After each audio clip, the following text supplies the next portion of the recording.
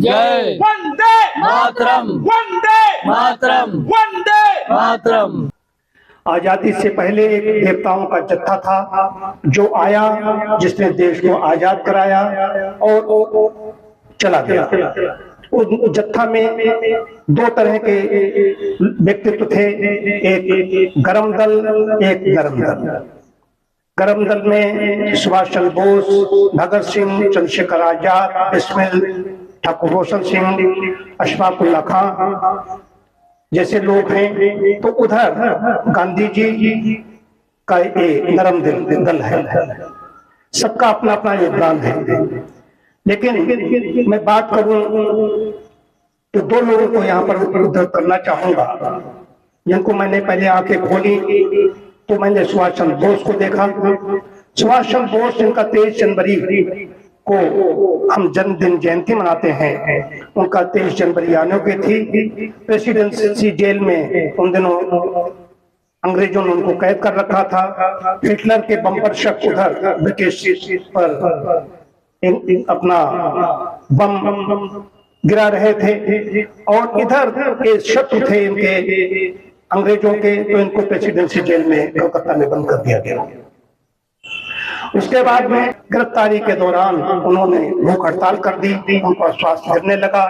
उसके बाद में अंग्रेजों ने कहा कि कहीं अगर बोस की जेल में मृत्यु हो गई तो बड़ी मुश्किल में हम पड़ जाएंगे। अंग्रेजों ने सोचा तो उनको एल्गिन रोड, उनके 34/2 उनके आवास पर उनको भेज दिया गया और उनकी वहां पर बाहर कड़ी सुरक्षा कर दी गई और अंदर भी खुफिया जासूस लगा दिए गए।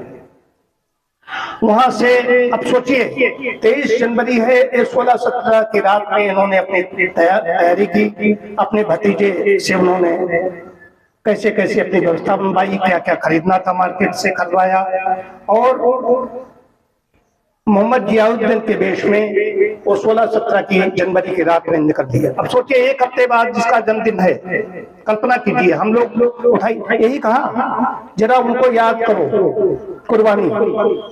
कल्पना कीजिए कि हम क्या कहां पर खड़े होते हैं। खाली हमने हा ही करके आजादी उद्दंडता नहीं है, गंभीरता पूर्वक लेना पड़ेगा। ये हमारे आजादी के जो दीवाने थे उनको हमें गंभीरता पूर्वक लेना पड़ेगा। 16-17 की रात में कैसे निकले, इतना कड़ा पहरा है, अंदर खुफिया जासूस लगे हुए हैं, फिर भी वो निकल जाते हैं मोहम्मद जियाउद्दीन के बेस में। कैसे अटैची का है वो तो मैं कभी बताऊंगा। उसके बाद में वो धनबाद पहुंचते हैं, वहां से फ्रंटियर मेल से आगे आते हैं, उसके आगे और आकर के फ्रंटियर मेल से आ जाते हैं। उनका भतीजा शिशिर, डॉक्टर शिशिर बोस उनकी इसमें पूरी मदद करते हैं, वापस चले जाते हैं।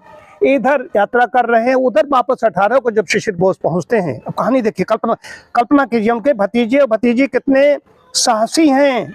कल्पना कीजिए कि क्या जवाब देंगे, क्या कहेंगे। और वहां से जो खाना आता है, भोजन आता है, उसको वो सब खा जाते हैं। उन्होंने कहा कि 4-5 दिन तक तुम्हें पता नहीं चलने देना है, तब तक हम भारत सीमा हम से बाहर निकल जाएंगे। भोजन आ रहा है, भतीजे खा रहे हैं। उसके बाद में 27 जनवरी को अदालत में एक पेशी थी। पेशी के दौरान उन्होंने कहा हम घोषित करेंगे। पेशी के दौरान उन्होंने बताया कि वो तो गायब हो गए। न्यूयॉर्क टाइम्स ने उधर प्रकाशित किया, इधर आनंद बाजार पत्रिका, हिंदुस्तान हेरल्ड, इन पत्रिकाओं ने जब प्रकाशित किया, कहा सुभाष चंद्र बोस गायब हो गए हैं, तो अंग्रेजों उनके सबके पसीने छूट गए। ये ऐसा कैसे हो गया, ऐसा कैसे हो सकता है। उनकी बड़ी बदनामी हुई। ये तो सुभाष चंद्र बोस के साथ कहाँ जर्मनी गए, कहाँ उन्होंने काम किया।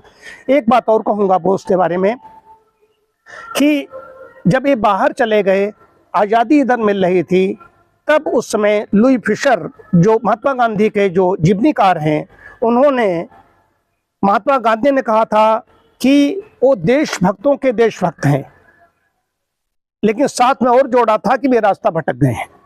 ये गांधी के शब्द थे। और वाशिंगटन पोस्ट या न्यूयॉर्क टाइम्स ने प्रकाशित किया कि सुभाष चंद्र बोस भारत के जॉर्ज वाशिंगटन है, ये वहां पोस्ट किया। और दादा भाई नौरोजी की जो बेटी खुर्शीद नौरोजी ने कहा, यदि आज सुभाष चंद्र बोस देश में प्रवेश करते आज़ादी के बाद में, तो नेहरू से ज़्यादा वो सम्मानित होते, उनकी जय जयकार होती, उनको ज़्यादा प्रतिष्ठा मिलती, और यहाँ तक कि गांधी जी के चमत्कार को भी वो चुनौती देते हैं। ये खुर्शीद उनकी बेटी ने कहा। अब हम आगे बढ़ते हैं शहीद आजम भगत सिंह के लिए। शहीद आजम भगत सिंह को मैंने वहां से यात्रा की है, खाली बातें नहीं कर रहा हूँ। शहीद आजम भगत सिंह के पैतृक निवास से अब मैंने काकोरी तक की यात्रा की है। तो कहीं न कहीं क्रांति का ये शरीर है, हमारी आत्मा, शरीर तो है नष्ट होता रहता है, लेकिन आत्माएं नए नए शरीर धारण करती रहती है निश्चित रूप से। कितने लोग गए हरदोई से, बातें नहीं कर रहा हूँ लोग नहीं गए, उनके अंदर राष्ट्रभक्त नहीं है, लेकिन हमारे अंदर जरूर जज्बा ज्यादा होगा कि इतना साधन नहीं है, और वहां से यात्रा अपने प्रारंभ कर दी। और शहीद आजम भगत सिंह के भतीजे की नातिन हरवीर कौर ने हरी झंडी दिखाई दी, विशेष बातें बता रहा हूँ। और हमारे तमाम चंडीगढ़, अमृतसर, वहाँ के अखबार भी खबरें बोल रही हैं। जिधर निकला हूँ काकोरी तक, लखनऊ तक, हमारे कई पेपरों ने कवरेज किया इस चीज को लेकर। शहीद आजम भगत सिंह 23 वर्ष की अवस्था में 23 मार्च 1931 को, 24 मार्च को फांसी होनी थी, उन्होंने डर से एक दिन पहले उनको फांसी दे दी। तो उनका वजन बढ़ गया था, उनकी माता मिलने जाती, पूरी कहानी है। लेकिन उसके बाद में इन पिशाचों ने, इन धूर्तों ने, इन अंग्रेजों ने उनको वहाँ पर जो कौन सा, जब उनकी फांसी देने की मतलब की घोषणा की गई, उस समय भी उनके वकील प्राणनाथ मेहता वहाँ पर गए थे, उनसे पुस्तक मंगाई थी, फांसी देने का समय है, उनके सामने उन्होंने खोल करके पढ़ने लगे। और कौन कौन उनके वार्डन थे, कौन कौन उनकी देख रेख में थे, उनका सारा सब एक बहुत बड़ा किस्सा है। भगत सिंह की एक एक चीज को लेकर रखना चाहते थे लोग, देखना चाहते थे लोग, और हरदोई इस मामले में बहुत आगे है कि यहाँ पर उनके जूते, उनकी घड़ी, 3 चीजें यहाँ पर है, घड़ी, जूते और 3 चीजें हैं यहाँ पर उनकी। हमारे यहाँ जयदेव कपूर यहाँ पर थे, फ्रीडम फाइटर, और शिव वर्मा, हरदोई के जो लोग उनके साथ में रहे थे। तो शहीद आजम भगत सिंह के यहाँ से मैंने यात्रा प्रारंभ की थी, काकोरी मैंने समाप्त की थी। उस समय उनको फांसी जब देने के लिए जा रहे थे तो उन्होंने मैं इनकलाब जिंदाबाद का जो उन्होंने नारा लगाया था, इतनी आवाज तेज थी कि जेल के बाहर लोग थे, उन्होंने भी उसको सुना। और उसके बाद में तो तमाम ऐसे हैं। फिर बीच में काल आया। अब एक चीज बता रहे हैं, जब आजाद हो गए, अब इसमें पंडित नेहरू को लेना पड़ेगा, पहले प्रधानमंत्री हमारे बने। और माउंटबेटन जब कराची से अपने हवाई जहाज से यहाँ पर लौट रहा था, मैं उसके लिए बोलूँगा, लौट रहा था, तो वहाँ तो उधर 14 को उनका हो चुका था। उसने धुआं उठते हुए देखा पंजाब में, इधर उसने सोचा ये भारत के लिए अच्छा नहीं, हो जानता था सारा सब कुछ खेल क्या हो गया हुआ था।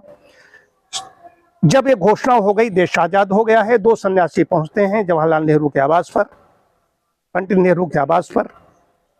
वहाँ पर उनको पीताम्बर उनको ओढ़ाते हैं, उनको भभूत लगाते हैं, और पवित्र जल से, तो नदी के जल से उनको छिड़क करके उनको ये सब करते हैं, मंत्र पढ़ते हैं। उसके बाद वो अंदर चले जाते हैं। वैसे उन सब चीज़ों के पक्ष में नहीं थे, लेकिन उस दिन जो भी सन्यासी कहते रहे वैसा वो करते रहे। उसके बाद वो अंदर जाते हैं। वो थोड़ी देर बाद भी हाथ मुँह धो करके, भभूत वभूत सब धो करके वो इंदिरा गांधी, फिरोज गांधी और पद्मजा नायडू ये बैठते हैं एक टेबल पर, भोजन ग्रहण करने के लिए बैठते हैं। ये 14 अगस्त की शाम की बात बता रहा हूँ। ये बैठते हैं और तब उसी समय फोन आता है लाहौर से। तो फोन की इतनी आवाज़ गड़बड़ थी, इन्होंने कहा दोबारा फिर बताया कि लाहौर में जो हिंदू बहुल इलाके हैं उनका पानी बंद कर दिया गया। अभी स्थिति देखिए आज़ादी के बाद की, हिंदू बहुल इलाके हैं उनका पानी बंद कर दिया गया है, शासन की तरफ से बंद कर दिया गया है, और बिजली काट दी गई है, बच्चे तड़प रहे हैं प्यास से। ये और बाहर वहाँ पर आक्रांता तलवारें लिए घूम रहे हैं, स्टेशन पर घूम रहे हैं। हिंदू और सिख वहाँ से निकलेंगे तो उनको हम उनकी हत्या कर देंगे, हाथ जाने नहीं देंगे, उनकी लड़कियों बेटियों पर हम कब्जा करेंगे, और कब्जा करने के बाद में उनका जो भी जान माल हर तरह से, मतलब कि हम जो अपना उनके हीरे जो भी आभूषण आदि का हम छीन करके अपने पास रख लेंगे। ये उसके अगले दिन उनका हाथ मतलब कि ढक करके इनके आंसू भी आए, रोने लगे। जैसा कि बीबीसी की रिपोर्ट है, मैं ऐसे नहीं बोल रहा हूँ, बट प्रामाणिक बोल रहा हूँ। उसके बाद में प्रिंस पार्क में वहाँ पर ध्वजारोहण की तैयारी थी, रात की तैयारी थी। तो इंदिरा गांधी ने उनको समझाया कि आपने जो भाषण अपना तैयार किया है उसमें आप अपना ध्यान केंद्रित कीजिए, इधर से ध्यान इसको हटाइए। बहरहाल उन्होंने कहा किस मुँह से मैं कहूँगा मैं आज़ाद हो गया हूँ, ये उनकी बात थी जवाहरलाल नेहरू की।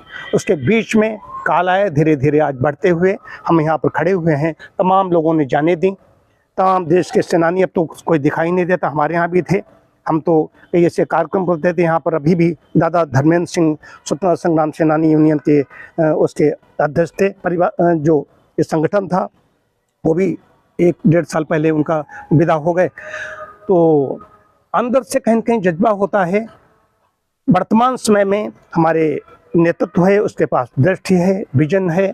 हमने खाली चाहे जल थल नभ में, गगन में से लेकर के अंतरिक्ष में हम चंद्रमा पर पहुँचे, ये हमारी है।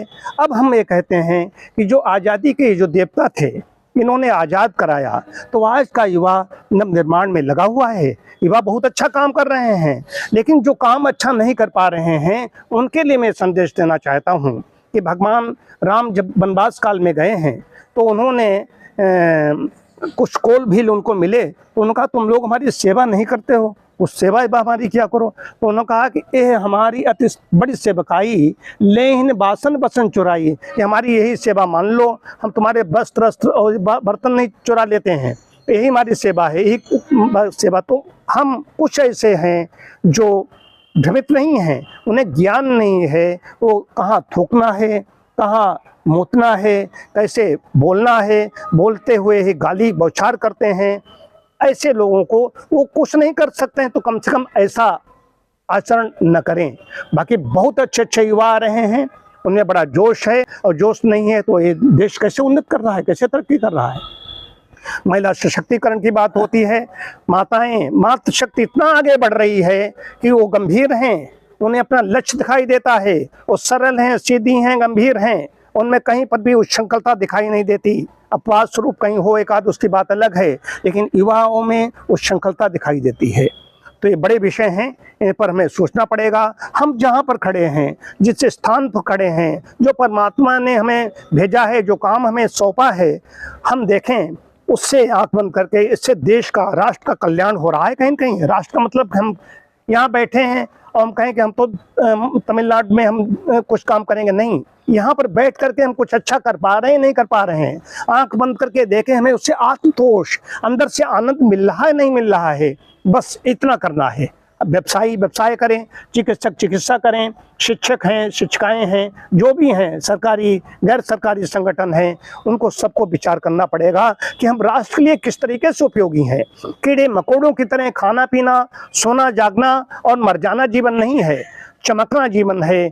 तो चमक कैसे आएगी, सूरज की तरह कैसे चमकेंगे, जब हम आँख बंद करें और देखें जो मैं काम करने जा रहा हूँ, इससे जो अंतिम व्यक्ति है, जो कतार का अंतिम व्यक्ति है, जो निचले पावदान पर खड़ा हुआ है, उसका कल्याण होगा या नहीं होगा। यदि उसका कल्याण हो रहा है तो हमारा कार्य प्रशंसनीय है। बहुत बहुत धन्यवाद। जय हिंद, वंदे मातरम। जैसा कि सर ने बताया कि हम लोग जो स्वतंत्रता सेनानियों के अथक प्रयास के फलस्वरूप स्वतंत्रता पाई, उसके उपरांत हम लोगों ने पिछले 77 वर्षों में हर क्षेत्र में बहुत ही प्रगति करी, प्रशंसनीय है वो। लेकिन अभी भी हम बहुत से जगहों में पिछड़े हैं। हमको शिक्षा, हमको जात पात में जो आपस में मनमुटाव है, इसको दूर करना है, और क्षेत्रों में प्रगति करते हुए देश को आगे लाना है, सभी भाइयों को एक में मिलाना है। इस तरीके से करके हम अपने देश का भला कर सकेंगे। जय हिंद। बहुत बहुत धन्यवाद। और तो बोले, हमारे देश को बहुत सारे क्रांतिकारियों ने, बलिदानियों ने, तमाम लोगों ने बहुत संघर्ष किया है, और ये जो आज़ादी हमको मिली है तो बहुत बलिदान किया है हम लोगों ने, बहुत मेहनत की है। उन लोगों के बलिदान को आज याद करने का समय है। आप सभी को बहुत बहुत बधाई।